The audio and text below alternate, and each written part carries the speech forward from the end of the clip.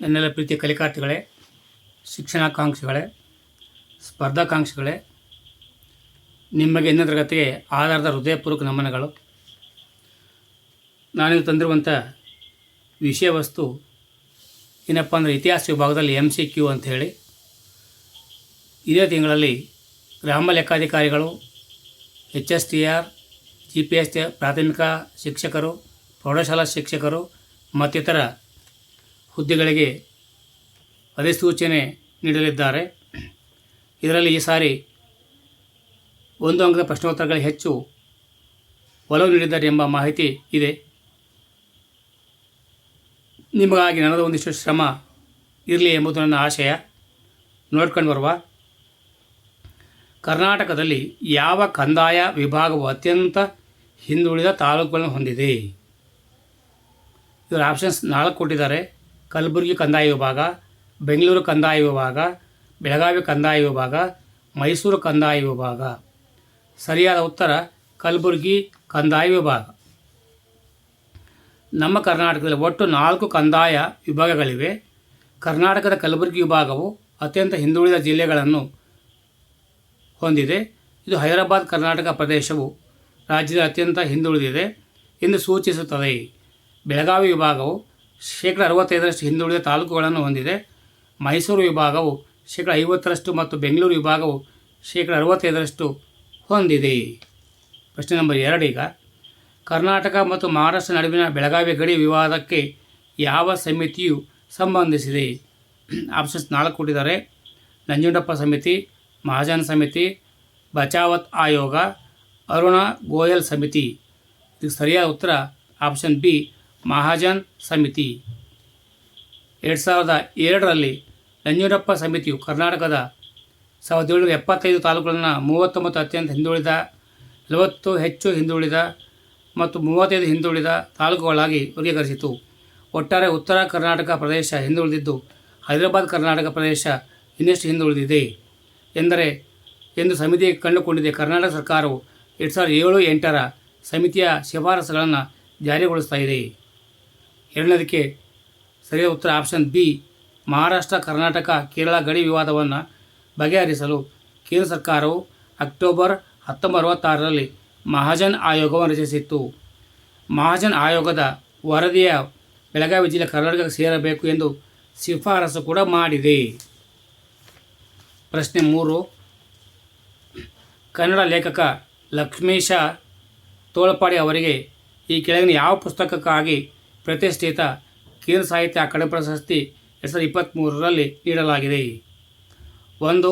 ಆನಂದಲಹರಿ, 2. ಬೆಟ್ಟ ಮಹಾಮದನ ಬೆಳೆಗೆ ಬರದಿದ್ದರೆ, 3. ಮಹಾಭಾರತ ಅನುಸಂಧಾನದ ಭಾರತ ಯಾತ್ರೆ, 4. ಸಂಪಿಗೆ ಭಾಗವತ. ಈ ಸರಿಯಾದ ಉತ್ತರ ಮಹಾಭಾರತ, ಆಪ್ಷನ್ ಸಿ, ಅನುಸಂಧಾನದ್ದು ಭಾರತದ ಯಾತ್ರೆ. ಲಕ್ಷ್ಮೀಶ ತೋಳ್ಪಾಡಿ ಬರೆದ ಪುಸ್ತಕಗಳು ಯಾವಪ್ಪ ಅಂದರೆ ಮಹಾಭಾರತ ಅನುಸಂಧಾನದ ಭಾರತ ಯಾತ್ರೆ, ಬೆಟ್ಟ ಮಹಮ್ಮದನ ಬಳಿಗೆ ಬಾರದಿದ್ದರೂ, ಸಂಪಿಗೆ ಭಾಗವತ, ಬಾಳು, ಮಹಾಯುದ್ಧಕ್ಕೆ ಮುನ್ನ, ಆನಂದಲಹರಿ ಮತ್ತು ಭಕ್ತಿ ನೆಪದಲ್ಲಿ ಎಂಬ ಕೃತಿಗಳನ್ನು ಅವರು ರಚಿಸಿದ್ದಾರೆ. ಪ್ರಶ್ನೆ 4. ಕರ್ನಾಟಕದ ಅತಿ ದೊಡ್ಡ ದ್ವೀಪ ಯಾವುದು? ನೇತ್ರಾಣಿ, ಕಂಜೀಗುಡ್ಡ, ನಾರ್ತ್ ದ್ವೀಪ ಮತ್ತು ಸೇಂಟ್ ಮೇರೀಸ್ ದ್ವೀಪ. ಸರಿಯಾದ ಉತ್ತರ ಸೇಂಟ್ ಮೇರೀಸ್ ದ್ವೀಪ. ಈಗ ಸೇಂಟ್ ಮೇರೀಸ್ ದ್ವೀಪದ ಬಗ್ಗೆ ಸ್ವಲ್ಪ ಸಂಕ್ಷಿಪ್ತ ಮಾಹಿತಿ ಅಂದರೆ, ಸೇಂಟ್ ಮೇರೀಸ್ ದ್ವೀಪವು ಸೇಂಟ್ ಮೇರೀಸ್ ದ್ವೀಪಗಳ ಗುಂಪಿನಲ್ಲಿರುವ 4 ದ್ವೀಪಗಳಲ್ಲಿ ದೊಡ್ಡದಾಗಿದೆ. ಇದು ಉಡುಪಿ ಬಳಿ ಕರ್ನಾಟಕದ ಕರಾವಳಿಯಲ್ಲಿದೆ. ಸೇಂಟ್ ಮೇರೀಸ್ ದ್ವೀಪವು ತೆಂಗಿನ ಮರಗಳಿಂದಾಗಿ ಕೋಕೋನಟ್ ದ್ವೀಪ ಮತ್ತು ತೊನ್ಸೆಪರ್ ಎಂದು ಕೂಡ ಇದನ್ನು ಕರೆಯಲಾಗುತ್ತದೆ. ಪ್ರಶ್ನೆ ನಂಬರ್ 5. ಹೊಂದಿಸಿ ಬರೆಯಿರಿ. ಅಪ್ಸರಕೊಂಡ ಜಲಪಾತ, ಬರ್ಕನ್ ಜಲಪಾತ, ಮಾಗೋಡ್ ಜಲಪಾತ, ಸಾತೋಡ್ಡಿ ಜಲಪಾತ. ಆಪ್ಷನ್ಸ್ ಕೊಟ್ಟಿದ್ದಾರೆ ಇಲ್ಲಿ. ಎನಲ್ಲಿ 2, 1, 4, 3. ಬಿನಲ್ಲಿ 1, 3, 2, 4. ಸಿನಲ್ಲಿ 3, 1, 2, 4. ಡಿನಲ್ಲಿ 1, 3, 4, 2. ಇದಕ್ಕೆ ಆಪ್ಷನ್ಸ್ ಸೆಟ್ಟಲ್ಲಿ ಬಿ ಸರಿಯಾದ ಉತ್ತರ. ಕರ್ನಾಟಕ HTR ಕರ್ನಾಟಕವನ್ನು 4 ಹವಾಮಾನ ಪ್ರದೇಶಗಳಾಗಿ ವಿಂಗಡಿಸಿದೆ. ಕರಾವಳಿ ಪ್ರದೇಶ, ಪಶ್ಚಿಮ ಘಟ್ಟಗಳ ಪ್ರದೇಶ, ಉತ್ತರ ಬಯಲು ಮತ್ತು ದಕ್ಷಿಣ ಬಯಲು. 6ನೇದಕ್ಕೆ ಉತ್ತರ ಬಿ, ಆಪ್ಷನ್ಸ್ ಬಿ. ಈಗ ಪ್ರಶ್ನೆ ನಂಬರ್ 7. ಭಾರತವು ಈ ಕೆಳಗಿನ ಯಾವ ರಾಷ್ಟ್ರಗಳೊಂದಿಗೆ ಗಡಿಗಳನ್ನು ಹಂಚಿಕೊಂಡಿಲ್ಲ? Options: Afghanistan, Myanmar, Tajikistan, Bhutan. ಇಲ್ಲಿ ಆಪ್ಷನ್ಸ್ನಲ್ಲಿ 7ನೇದಕ್ಕೆ ಸರಿಯಾದ ಉತ್ತರ ಸಿ, ತಜಿಕಿಸ್ತಾನದೊಂದಿಗೆ ನಾವು ಉತ್ತರವನ್ನು ಹಂಚಿಕೊಂಡಿಲ್ಲ. ಭಾರತವು ತನ್ನ ಭೂಗಡಿಯನ್ನು 7 ದೇಶಗಳೊಂದಿಗೆ ಹಂಚಿಕೊಂಡಿದೆ.